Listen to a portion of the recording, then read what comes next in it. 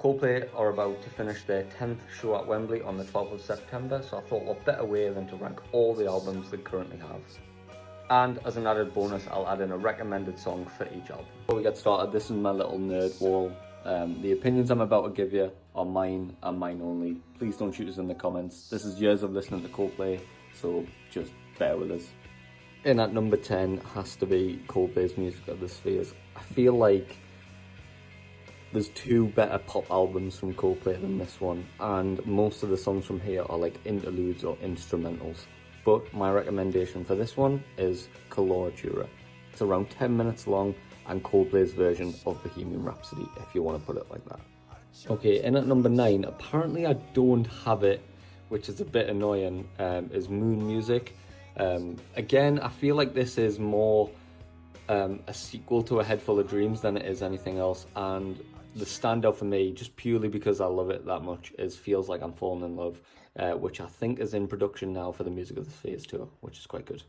In at number 8 we have Everyday Life, and I just want to preface at this point, there's not really a bad album, but Everyday Life was 2019, pre-COVID, just about.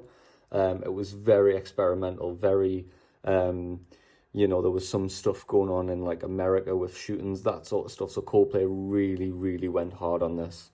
Big shout out to Arabesque and Orphans, Same Fucking Blood, if anyone gets my drift. My recommendation for Everyday Life is Church. If you haven't listened to this, it's one of the more lower beat ones in this album, but honestly, it's so good. And at number 7, we have A Rush of Blood to the Head. I think I'm nuts for putting this so low down in the list, and I think you would be right, but I feel like the amount of stuff I've listened to after this album is just better for my taste in music, I guess. Some absolute classics on here, like The Scientist, Clocks, Warning Sign. Amsterdam's pretty there for the Coldplay fandom, but if you want an absolute bop from Rush of Blood to the Head, it's God Put a Smile Upon Your Face. Watch the music video to that as well, absolutely phenomenal. At number 6, we have Ghost Stories. For anybody that's new to the Coldplay realms of the world, this was when Chris was going through his breakup with Gwyneth Paltrow at the time, and this is a more stripped down version from the previous album that they did.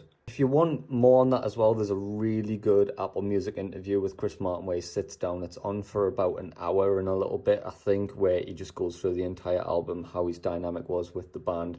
And honestly, it's one of the better versions of Chris being able to just sit down and speak his mind. My pick for this would be Another's Arms.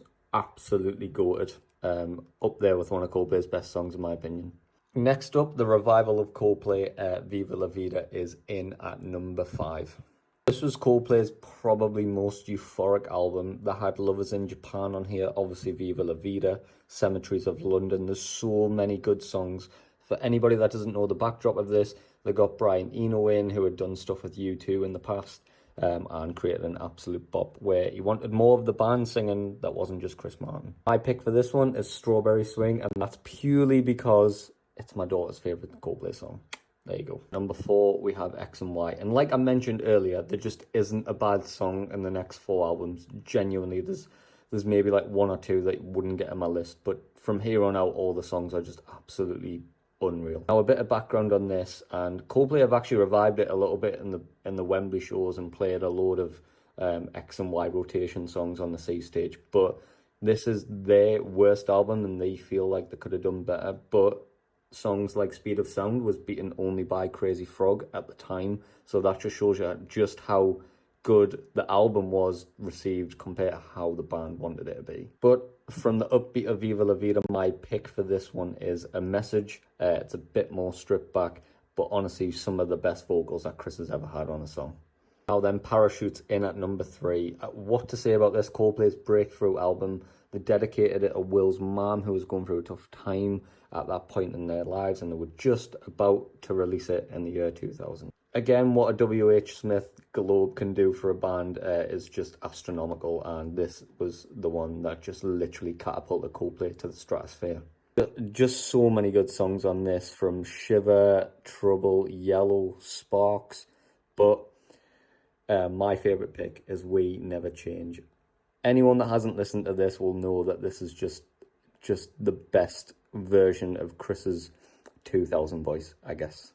From all these songs straight away, as soon as they start and the vocals come in, you know who it was and you know who it is, and it's just unmatched anywhere else. In at number 2 is Coldplay's Milo Xyloto. One that knows me knows that my favourite song ever is Charlie Brown, and there has been a little bit of disappointment I've seen for the Wembley shows where people are like, am I going to get Charlie Brown or am I not going to get Charlie Brown? And honestly, seeing them 4 times and getting it 3 times, I was so unbelievably lucky. However, I didn't get it at the last Manchester show, which is a bit of a nightmare. But Charlie Brown, my favourite song from Milo Xyloto. But inadvertently would not be my pick for this album. If you're going to give this album a listen, you need to listen to Us Against the World. But specifically, and I'll pop it on the screen, the version from 2016 where they play it live. I think it's either like Sao Paulo or one of them countries. But he adds like a Silverbird edition on to the end, which is just insanely, insanely good. Milo Xyloto in at number 2. That obviously only leaves one. In at number 1, it is Coldplay's A Head Full of Dreams.